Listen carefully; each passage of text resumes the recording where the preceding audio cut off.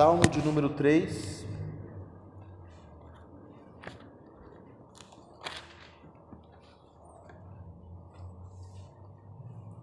A palavra de Deus nos diz assim: Senhor, como tem crescido o número dos meus adversários.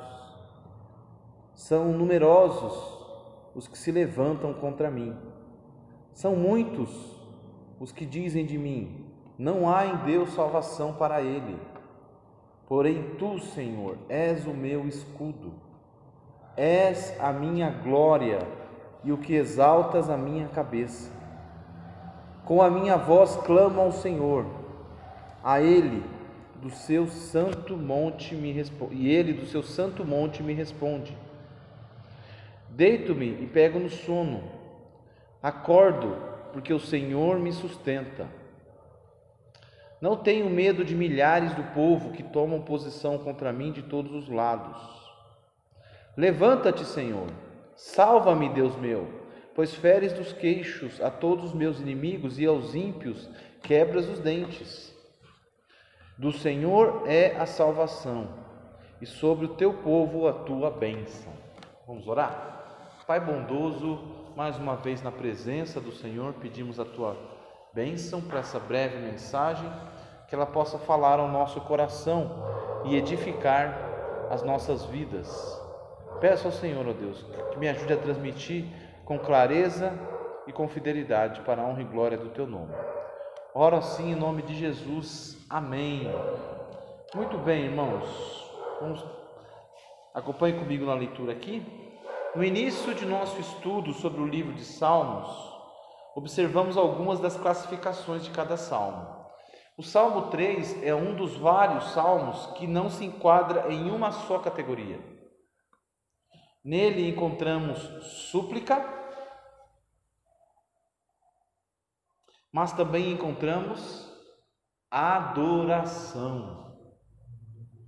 Súplica e adoração.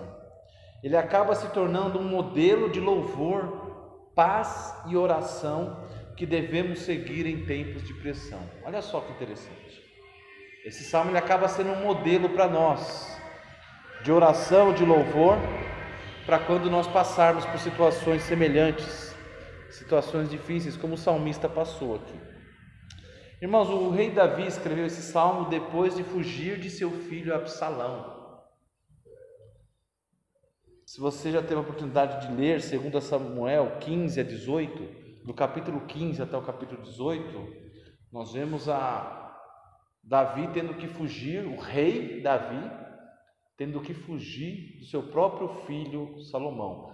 O rei Davi sendo caçado pelo seu próprio filho Salomão. Uma história terrível.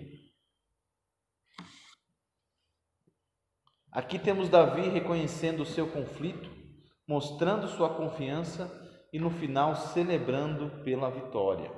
Primeiro, vamos ver a parte do conflito. O conflito de Davi, verso 1 e 2. Senhor, como tem crescido o número dos meus adversários. São numerosos os que se levantam contra mim. São muitos os que dizem de mim: não há em Deus salvação para ele. Em meio à fuga para salvar sua vida, Davi não tem tempo para iniciar uma longa liturgia em sua oração. Assim como Pedro, quando se afogava, como nós vemos em Mateus 14:30, ele apenas invoca a Deus. Davi invoca a Deus. De fato, os adversários do rei eram muitos. Absalão havia unido muitas pessoas contra o seu pai. E esse só não foi morto devido à intervenção divina através de Ussai, quando Deus usou a vida de Ussai para confundir Absalão. Deus fez com que Absalão escolhesse seguir o conselho de Ussai, que na verdade era um espião de Davi, lá no meio, junto com Absalão. No entanto, devemos nos lembrar de que tal situação fazia parte da disciplina de Deus na vida do rei. Olha só, irmãos, nós vemos o rei aqui clamando a Deus, que seus inimigos eram muitos, ele estava fugindo do seu próprio filho, a vida em perigo, mas é bom deixar bem claro, ele estava passando por isso porque ele estava sofrendo a disciplina de Deus na sua vida. Ele havia pecado, praticando adultério e homicídio. Lembra do episódio de Davi e Batseba? Pois é desse episódio que estamos falando aqui. Ele escolheu o pecado e o pecado trouxe as suas consequências.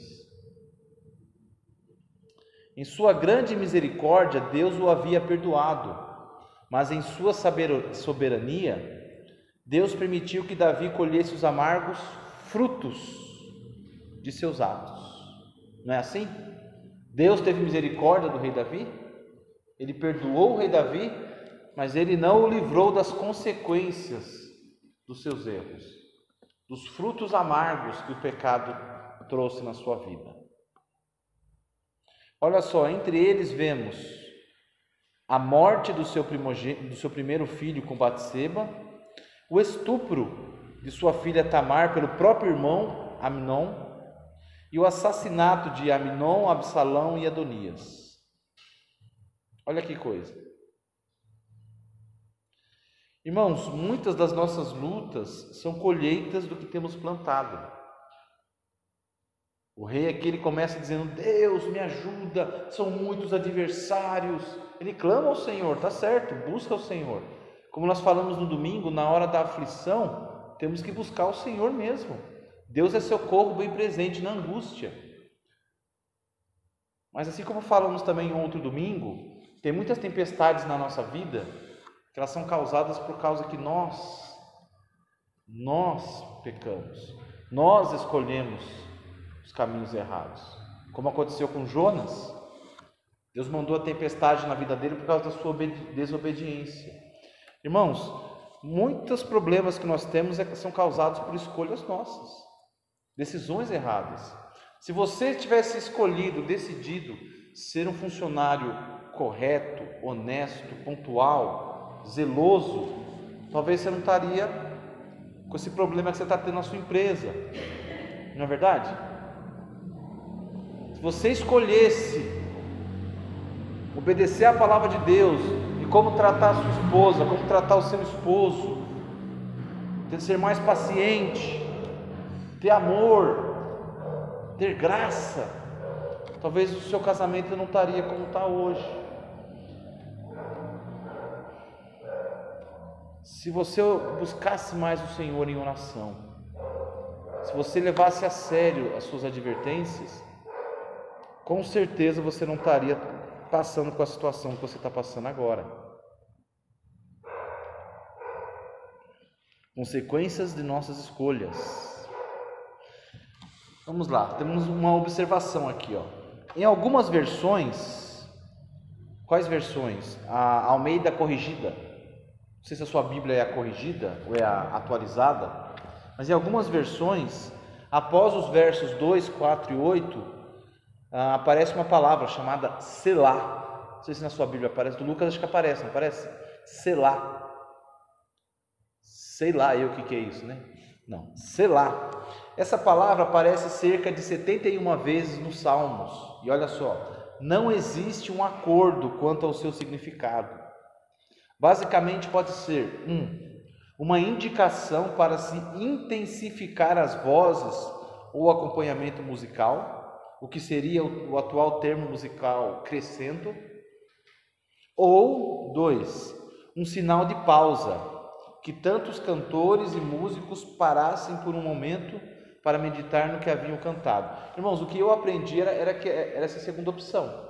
Quando você lia na Bíblia lá e aparecesse esse Selá, né? Por ser um cântico, ele era para você dar uma pausa ali, só o instrumento, depois você continuava cantando, tá bom? Mas enfim, irmãos, qual é o seu conflito, meu irmão? Qual que é a sua adversidade? É a sua saúde? É com seus filhos? É lá no seu trabalho? Está com medo da pandemia? É isso que está tirando a sua paz? É vizinho, aquele vizinho problemático? Qual que é o seu conflito? Que situação de grande angústia você está enfrentando? O que está perturbando, tirando a tua paz, tirando o teu ânimo, tirando a sua alegria, a sua esperança? Qual que é o conflito que você está enfrentando? Será que você está colhendo as consequências dos seus atos? Ou seja, você está sendo disciplinado pelo Senhor? Irmãos, para Davi a batalha era absurdamente grande. Fugir de exércitos te caçando, irmãos, dá para imaginar isso? A batalha era absurdamente grande, só não era maior que a fé de Davi no seu Deus. Olha que bênção. Vamos ver a segunda parte, a certeza, versos 3 a 4. A certeza da fé que Davi tinha no Senhor. Verso 3. Porém tu, Senhor, és o meu escudo, és a minha glória e o que exaltas a minha cabeça. Com a minha voz clamo ao Senhor, e Ele do seu santo monte me responde. Irmãos, vimos o grande conflito que Davi estava enfrentando, sendo disciplinado por Deus, uma situação humilhante, sendo caçado pelo próprio filho. Mas aqui nós vemos a certeza que Davi tinha, a certeza que Deus ainda é o mesmo. Deus não muda, Deus é sempre o mesmo. Deus é aquele que a gente pode correr, é aquele que a gente pode contar. A situação para Davi era desanimadora. Davi está em um momento vergonhoso de sua vida, humilhado e traído por seu próprio filho, tudo devido ao seu próprio pecado. Mas, independente do que está acontecendo, olha só, irmãos, Davi tira os olhos das circunstâncias e os volta para Deus. Irmãos, vocês concordam comigo que a nossa tendência é só olhar para a circunstância? É só olhar para o problema? Se a sua dor está demais, você só pensa nisso, se o seu problema financeiro está muito grave, você só pensa nisso, olha para isso. Nós somos chamados a olhar além, a tirar os olhos das circunstâncias e olhar para Deus. Irmãos, nele o rei vê o seu escudo. Anota aí, escudo. Por que escudo? Aquele que o defende de toda e qualquer acusação e ataques inimigos. Não é isso que ele diz? Porém, tu, Senhor, és o meu escudo. Ele estava sendo atacado, perseguido, caluniado, humilhado, mas ele diz: Senhor, o Senhor é o meu escudo. Eu me refugio no Senhor. O Senhor me protege. Davi também sabe que Deus Jeová é a sua glória. Ele diz aqui, és a minha glória e o que exaltas a minha cabeça. Aquele que levanta a sua cabeça, ele dá ânimo para prosseguir. Meu irmão, minha irmã, Deus é o seu escudo?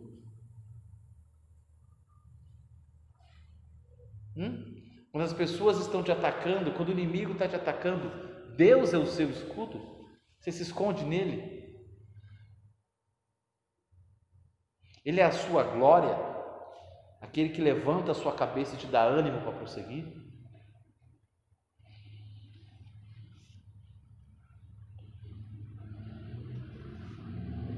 Apesar de Absalão ter atacado o rei ungido do Senhor, Davi, algo que o próprio rei Davi se negou a fazer com Saul, lembra? Quer dar uma olhadinha lá? 1 Samuel, rapidinho, 1 Samuel 26, olha o que diz. 1 Samuel 26, verso 11.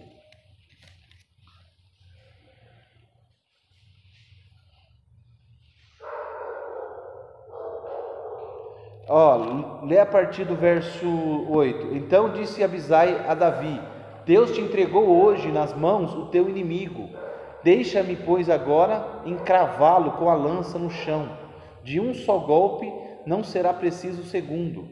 Davi, porém, respondeu a Abisai: não o bates, pois quem haverá que estenda a mão contra o ungido do Senhor e fique inocente? Acrescentou Davi: tão certo como vive o Senhor, este o ferirá, ou o seu dia chegará em que morra, ou em que descendo a batalha seja morto. Verso 11: o Senhor me guarde de que eu estenda a mão contra o seu ungido. Agora, porém, toma a lança que está na sua cabeceira e a bilha da água e vamo-nos.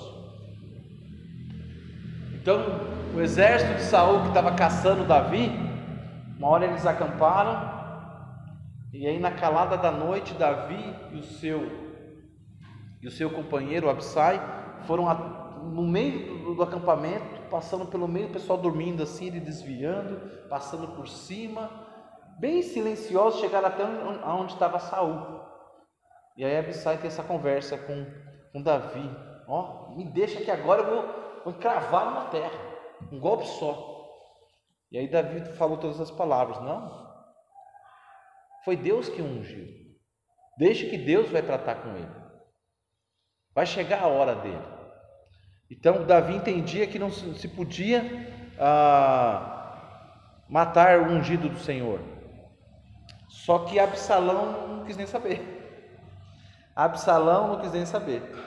Ele quis matar o próprio pai. Irmãos, Davi tem a certeza de que as suas orações estão sendo ouvidas.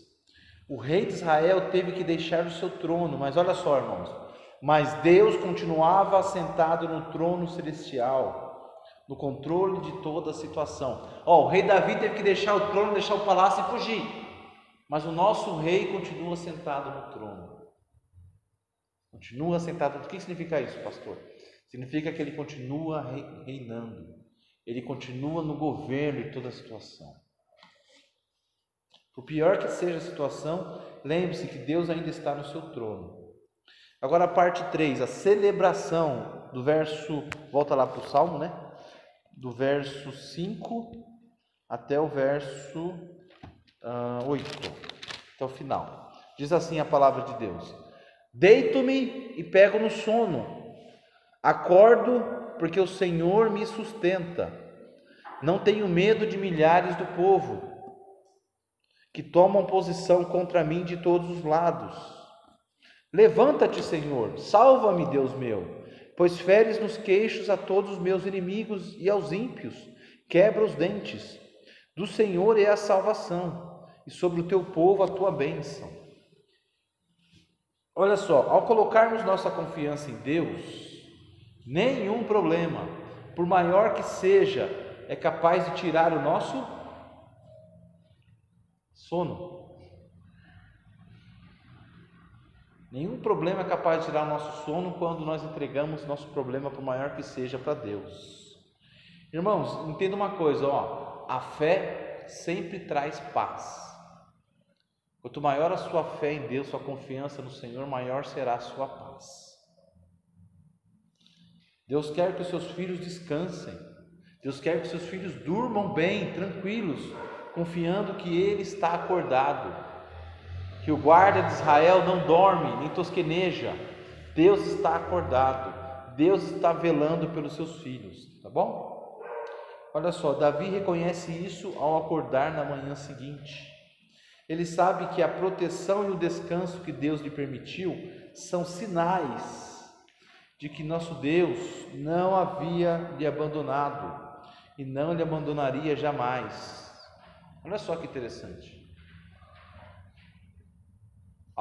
Por ele conseguir descansar à noite, Deus lhe dar descanso, uma boa noite de sono, para ele era um sinal de que Deus estava com ele, Deus estava guardando ele. Irmãos, Deus trabalha por nós mesmo quando estamos dormindo.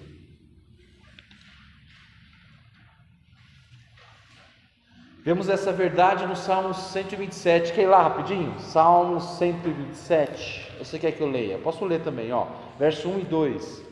Se o Senhor não edificar a casa, em vão trabalham os que a edificam.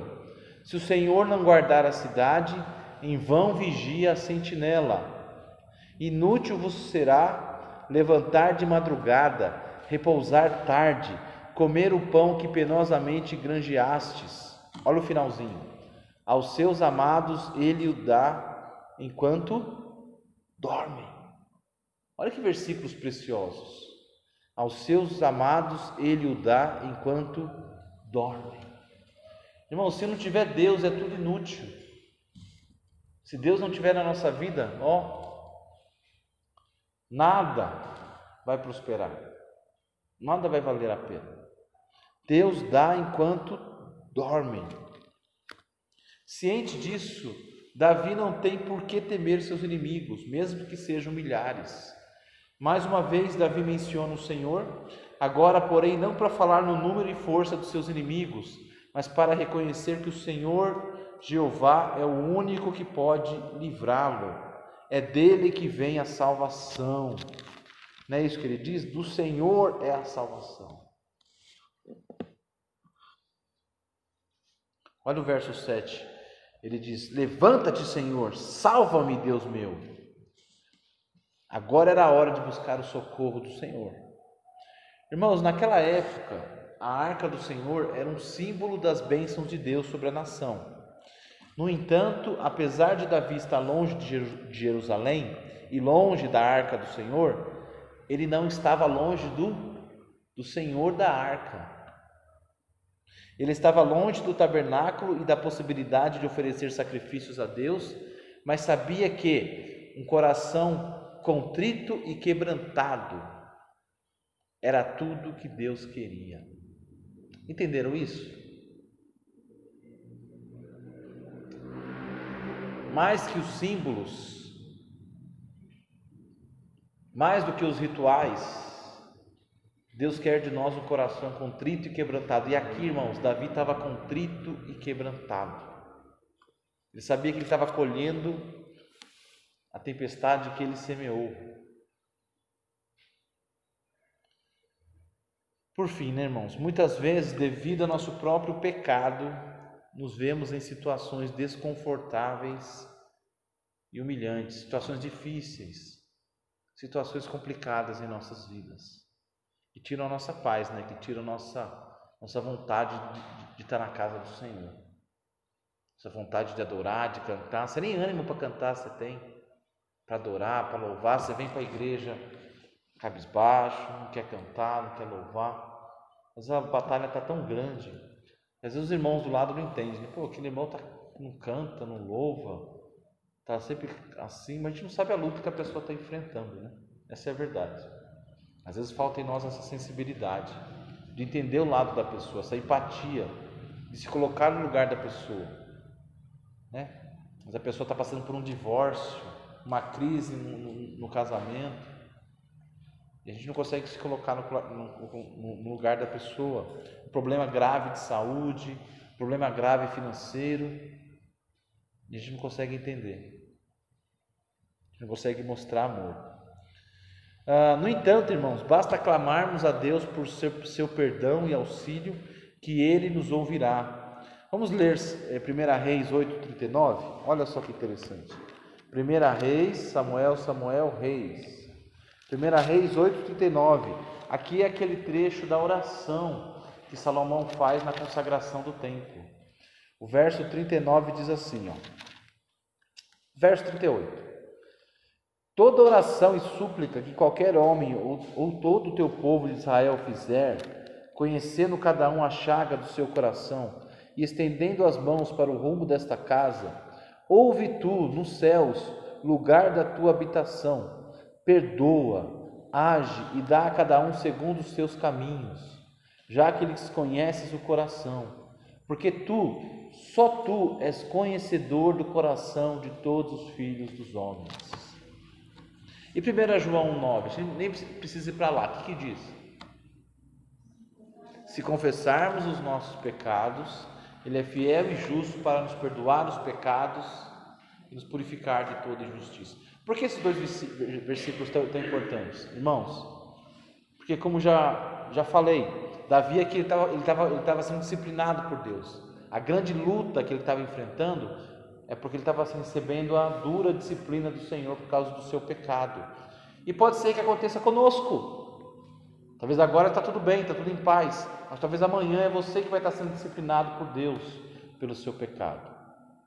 Deus não vai te poupar das consequências do seu pecado.